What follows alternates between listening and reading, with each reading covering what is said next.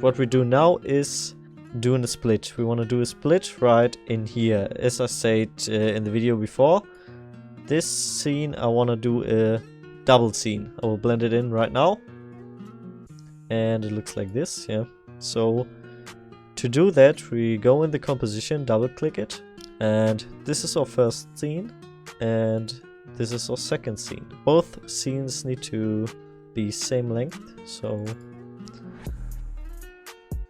should be like that. And as you can see, this scene is not long enough. Let's take a look. Ah, it's fine. Okay, can do it like this. There's the scene switch, so we don't want that. Make a cut right here on the other scene, Control Shift D. And now, yeah, should be perfect. Okay, as you can see, the scene actually ends here. So, alright, what we do now is we do a little masking. It's not really masking, but we're gonna select on the top the rectangle tool. You can also press with the rectangle tool the Q to select it. And you go on the first layer on top. Just make your two clips on top of each other. And then you take a look. You need just the middle. So here's the middle at this little rectangle. So you're gonna hold the left mouse button and drag and drop it right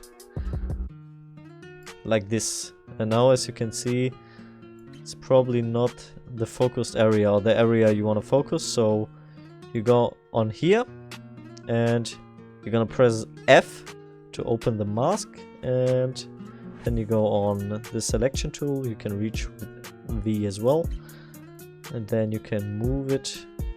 You can move the mask to the selection you want. So I want probably I want it like this, I guess, or like this. Okay. Now we're gonna move the whole composition with the align window. If you don't have it, go on window, align, move it to the left. Now it's perfectly centered.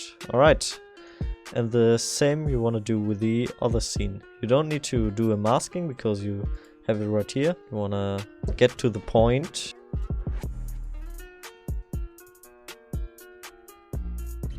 of the area you want to see, so like that. And now you got the two scenes next to each other. So what are we gonna do next? We want to do a little transform, a little position change. So we want to animate that. So we're gonna press P to get to the position keyframe. Go on the watch again, like for scaling, and go forward to the end. And now we want to do one from the bottom. So just drag and drop this value right here, so you can't see the footage anymore, like this. And now what we're gonna do is go on the watch, like for scaling, which doesn't make a keyframe, and we're gonna move the keyframe, to the end of the clip, right here, and one keyframe before, so will be seen. Now we go back to the front where we are, like first frame, and we want to drag this to the bottom so we can't see it anymore. And the same for the other one. Press P, keyframe right here, go back to the start and drag and drop it to the top. So we have one from the top and one from the bottom. Looks now like this, not really clean, I would say. So what we're gonna do is selecting all of the keyframes, press F9 and go in the graph editor again. Now it looks really confusing. So we are on the value graph, and now the speed graph, it looks a bit easier. You can just drag it to the left to make it faster at the beginning, like this, but it's not as fast as you will do if you use the value graph. So I will use the value graph in this example. Just select those, and then you can press on XY like this, separate dimensions, so the X and the Y position will be separated. Okay, so now we can click on the graph editor again, and you can see we only changed the Y position. So we can just go that, select that, and use the graph editor, and now it's not that confusing. and we want to make it fast in the beginning, really fast, so we want to do it like this. Okay, and same for the other one. Looks a bit different, but it's the same.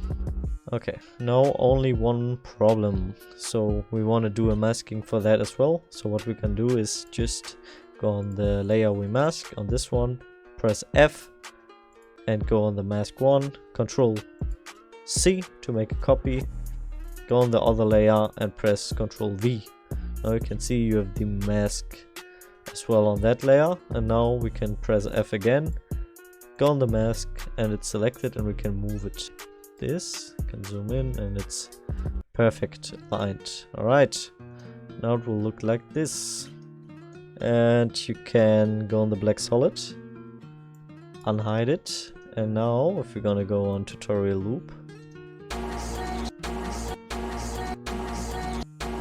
you can see you have a nice transition, and we will add some more effects in the effects video as well, or probably this gonna be a bit more because it will be many effects we can use and so on. Now you know how to do the grafts. Alright, see you soon.